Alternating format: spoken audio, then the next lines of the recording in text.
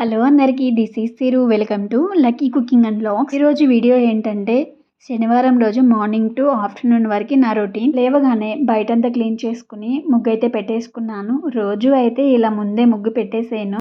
వారికి lunch box, breakfast అన్నీ ready చేసిన తర్వాత బయటికి వెళ్ళి ఊడ్చేసి అప్పుడు ముగ్గు పెట్టుకుంటాను. ఈరోజు లంచ్ బాక్స్ పెట్టే పని అయితే లేదు, అందుకే లేవగానే ముగ్గు అయితే పెట్టేసుకున్నాను. ఆ తర్వాత లోపల కూడా ఊడ్చేసుకుని ఇలా మాప్ అయితే పెడుతున్నాను. మాప్ పెట్టే వాటర్లో లైజాల్, కొంచెం పసుపు, ఉప్పు దగ్గర ఉండి కంఫర్ట్ కూడా వేస్తాను, ఇల్లంతా స్మెల్ వస్తుందని. ఇంకా మాప్ అయితే పెట్టేసి డోర్ మ్యాట్స్ కూడా చేంజ్ చేసేస్తాను. తర్వాత నేనైతే ఫ్రెష్ అయిపోయి ఫ్రిడ్జ్లో ఉన్న ఈ బాక్స్ అయితే తీస్తున్నాను. ఇందులో ఫ్లవర్స్ ఉన్నాయి. మంగళవారం రోజు మార్కెట్లో తెచ్చుకుంటాను.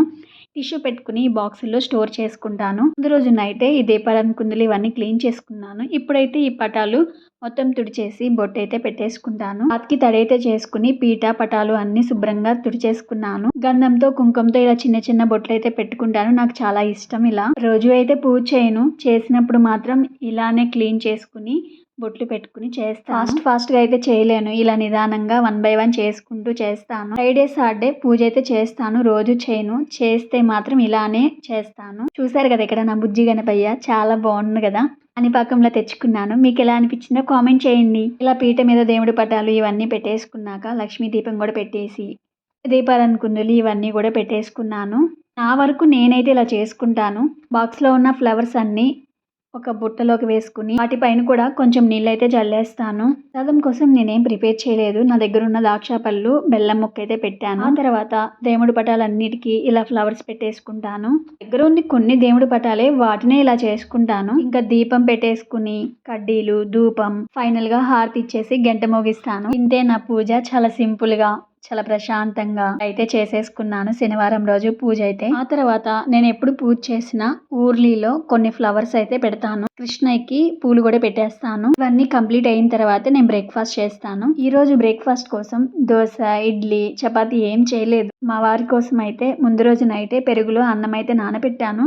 ఆయనకి చాలా ఇష్టం ఉల్లిపాయ, పచ్చిమిర్చి నంచుకుని అదే తింటా అన్నారు. ఇంకా తినేసి వెళ్ళిపోయారు. నిమ్మకాయలు చాలా ఫ్రెష్ గా ఉన్నాయి. మా వారికి ఆఫీస్లో ఫ్రెండ్ ఇచ్చారంట. ఇలా ఇవ్వటం 4th టైం. సార్ నిమ్మకాయ పచ్చడి చేశాను. ఆ వీడియో అప్లోడ్ చేయలేదు, చెయ్యాలి, మర్చిపోతున్నాను ఎడిట్ చేద్దామని. ఈ బెల్లం, ఈ పంచదార అయితే మా ఓనర్కి అయితే ఇచ్చింది. మేడారం జాతర జరిగింది కదా, ప్రసాదం అయితే ఇచ్చారు, బెల్లం, పంచదార. వీటితో స్వీట్ అయితే ప్రిపేర్ చేయాలి. నేను బ్రేక్ఫాస్ట్ లోకి సుజీరా ఉప్మా అయితే ప్రిపేర్ చేసుకుంటున్నాను. జీడిపప్పు, పల్లీలు ఎక్కువ వేసి ఇలా జోరుగా సుజీరా ఉప్మా చేసుకుంటే నాకు చాలా ఇష్టం. అందరూ ఇష్టంగా తినరు, మా వారు కూడా తినరు. నేను ఉప్మా ఏదైనా తింటాను.